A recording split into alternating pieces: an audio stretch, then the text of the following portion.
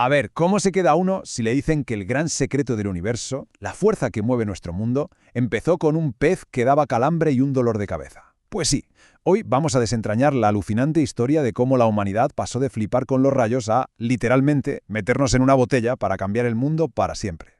Pensemos en ello un segundo, en serio. ¿Te levantas? Bueno, no te levantas porque el despertador no suena, no hay café, olvídate.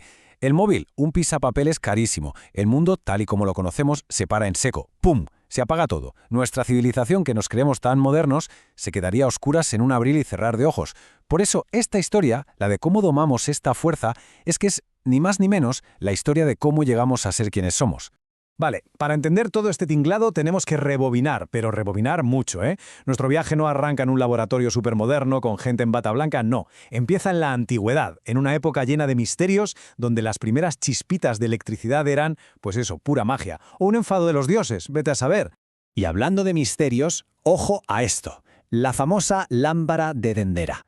A ver, según algunos, digamos, entusiastas de las teorías alternativas, y seamos sinceros, gente con mucho tiempo libre y ganas de ver aliens en todas partes, esto prueba que los antiguos egipcios tenían bombillas. Ahí es nada, para iluminar las pirámides, claro, una teoría brillante, ¿verdad? Es una idea que mola, no lo vamos a negar, pero la realidad, como vamos a ver ahora, es un poquito menos Indiana Jones y bastante más escurridiza. O sea que no, nada de bombillas en las pirámides, lo siento. Pero lo que sí que había, y esto es 100% real, era un conocimiento muy práctico de la bioelectricidad. Los egipcios y los romanos sabían perfectamente que había peces en el río que daban unos calambrazos de cuidado. De hecho, es que los médicos romanos los usaban para tratar migrañas y la gota. ¿Nos imaginamos la escena? Túmbese aquí, caballero, que le vamos a aplicar el tratamiento del pez torpedo. Y lo más increíble de todo es que ya se habían percatado de que esa magia, esa descarga, podía viajar a través de metales. Ahí estaba la primera pista. Bueno, pues dejamos atrás los peces analgésicos y pegamos un salto temporal de los buenos. Nos plantamos en una era de curiosidad científica brutal, sin precedentes. Y es justo aquí donde el misterio empieza a retroceder y la experimentación toma el control. Aquí es donde un puñado de cerebritos van a poner el mundo patas arriba.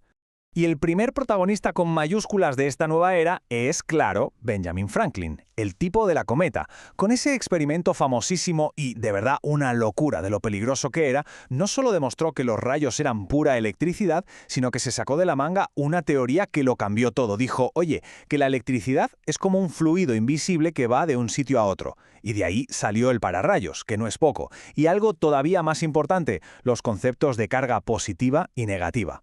Pero, a ver, aquí viene lo mejor, la ironía de todo esto. Franklin dijo que ese fluido iba de positivo a negativo. ¡Boom! Idea revolucionaria, la base de todo lo que vino después.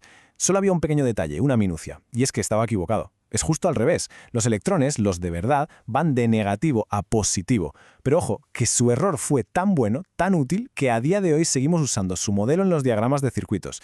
Un error genial que todavía funciona. Es increíble. Y a partir de Franklin, esto ya es un no parar. Fijaos en la velocidad. En 1800, Alessandro Volta inventa la pila, la primera fuente de corriente continua. Es como abrir un grifo de energía por primera vez. Pasan apenas 20 años y Michael Faraday usa esa corriente y crea movimiento. ¡Hola, motor eléctrico! Unos años más tarde llega George Simon Ohm y pone las matemáticas, la famosa ley de Ohm, para que todo esto tenga sentido. Y antes de llegar a la mitad del siglo, Samuel Morse coge todo lo anterior y lo usa para mandar mensajes por un cable. El telégrafo. Es que un descubrimiento llevaba al otro. Era una locura. Claro, con tanto conocimiento llega el poder. Y con el poder llega la guerra. Porque ahora nos metemos de lleno en la batalla más épica de la historia de la tecnología. Un verdadero duelo de titanes. No era solo una lucha entre dos sistemas, eran dos visiones del mundo. Y sobre todo, dos egos más grandes que una catedral. Aquí está el centro del ring. En una esquina, la corriente continua, la CC. Imaginaos un río. El agua fluye siempre en la misma dirección. Simple, directa. Fue la primera. Y su campeón, la estrella del rock de los inventores, Thomas Edison. Y en la otra esquina, la corriente alterna, la CEA. Esto es más como la marea del mar, que sube y baja, va y viene. Su superpoder, que se puede cambiar su voltaje muy fácil con un transformador. Y eso la hace perfecta para viajar distancias larguísimas sin perder casi energía. Su defensor, un genio visionario y un poco misterioso, Nikola Tesla. Vamos con el equipo Edison. Thomas Edison, un inventor genial, ¿sí? Pero también un empresario que no se andaba con chiquitas. En 1879 crea la primera bombilla que de verdad valía para algo, que aguantaba encendida unas 40 horas, una pasada para la época. Y claro, no se quedó ahí. En 1882 montó la primera central eléctrica en Nueva York para darle chicha a sus bombillas. Su visión era clara, un generador de corriente continua en cada barrio para iluminar el mundo. Su mundo, claro.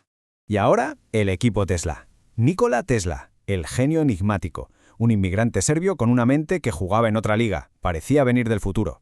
Diseñó el motor de inducción de corriente alterna, una maravilla de la ingeniería, y un montón de inventos más que hacían que su sistema DCA fuera sencillamente muy superior. Sus patentes las compró George Westinghouse, el archienemigo de Edison, que lo vio clarísimo. El futuro no era un generador por barrio, el futuro eran grandes redes eléctricas que cruzaran el país como soñaba Tesla. Y para que nos hagamos una idea del problema de la corriente continua de Edison, el récord de distancia que se consiguió transmitir fue de 57 kilómetros, en Alemania, que para la época fue una proeza, ¿eh? Pero ahí estaba el fallo. La CC perdía muchísima energía por el camino.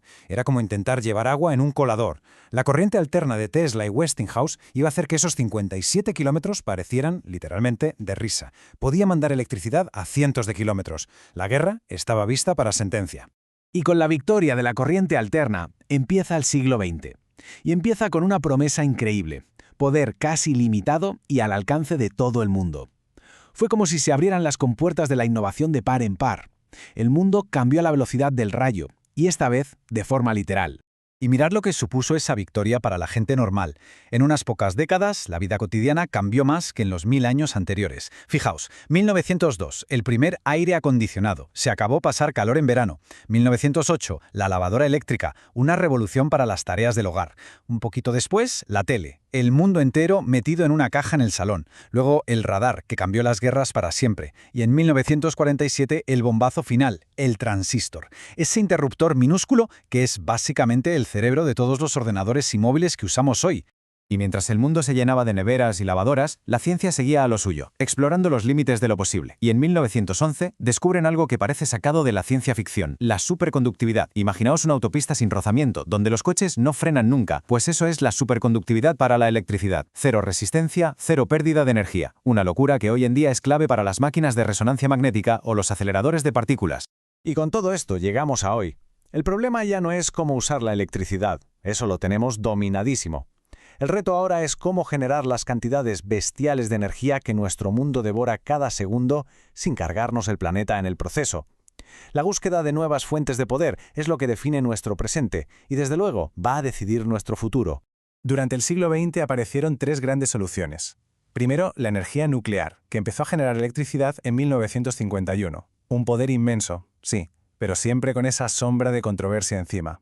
Luego, la energía hidroeléctrica, que aprovecha la fuerza de los ríos y que a día de hoy es la reina de las renovables. Y por último, la energía solar, que se basa en una idea que desarrolló ni más ni menos que Albert Einstein, y que para muchos es la gran esperanza para un futuro más limpio. Este gráfico nos da una foto de dónde estamos ahora mismo. La hidroeléctrica sigue siendo la campeona de las renovables, luego va la nuclear, y la solar, que aunque parece un trocito pequeño del pastel, está creciendo a una velocidad de vértigo.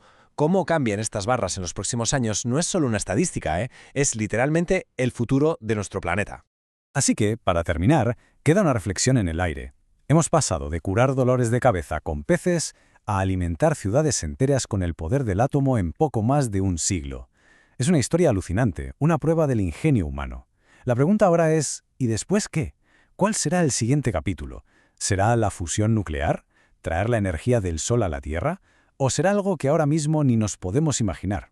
Sea lo que sea, va a ser un viaje apasionante.